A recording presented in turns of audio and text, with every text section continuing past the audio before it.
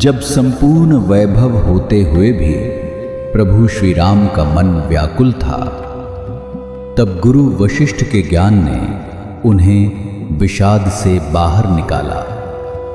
सुनिए बकुल जी की वाणी में। जय श्री राम। हमारे परम पूज्य गुरुदेव की कृपा से ये धर्म ग्रंथ का पठन, श्रवण, मनन, चिंतन चल रहा है। गुरु की कृपा होती है तभी ये होता है, वरना ये नहीं हो सकता।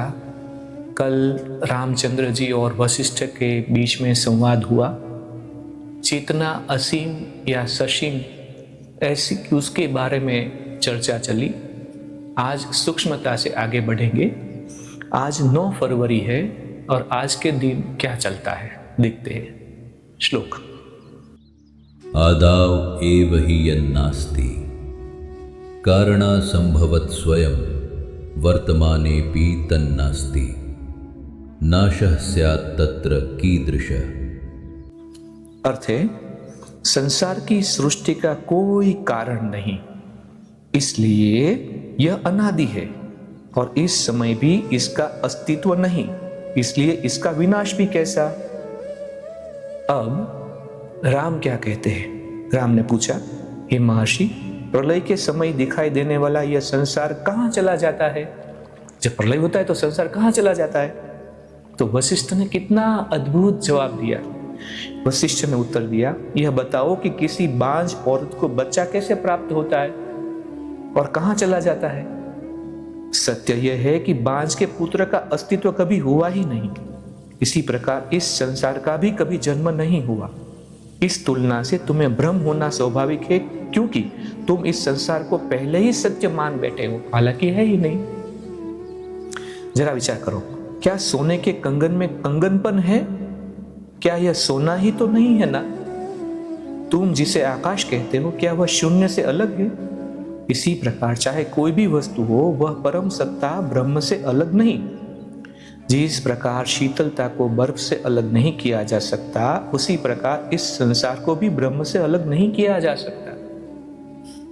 मरीचिका में से जल अस्तित्व ग्रहण नहीं करता और ना ही कहीं जाता है। इसी प्रकार यह संसार भी उस ब्रह्म से नहीं निकलता और नहीं कहीं जाता है। संसार की सृष्टि का कोई कारण ही नहीं, इसलिए यह अनादि है और इस समय भी इसका अस्तित्व नहीं, इसलिए उसका विनाश भी नहीं। विनाश भी कैसे रहेगा? यदि तुम कहो कि इस संसार की सृष्टि ब्रह्मा से नहीं हुई और इस बात को जोर देकर कहो कि यह ब्रह्म का ही वास्तविक रूप है, तब भी इसका अस्तित्व नहीं है। मात्र ब्रह्म का ही अस्तित्व है। यह स्वप्न के सदृश है। अज्ञान की अवस्था में व्यक्ति की बुद्धि में असंख्य स्वप्निल पदार्थ प्रकट होते हैं, वे सभी बुद्धि के अतिरिक्त कुछ नहीं। इसी प्रकार जिसे हम सृष्टि का आरंभ कहते हैं, उसमें ऐसी उपस्थिति होती है, परंतु वह ब्रह्म से भिन्न नहीं होती और न वह ब्रह्म से अलग होती है, अतः वह अस्तित्व विहीन है। तो राम ने कहा, ये महर्षि, अगर ऐसा है तो फिर इस संसार की वास्तविकता स्वीकार कर लेने के पीछे तर्क क्या है? लोग क्यों स्वीकार कर लेते हैं?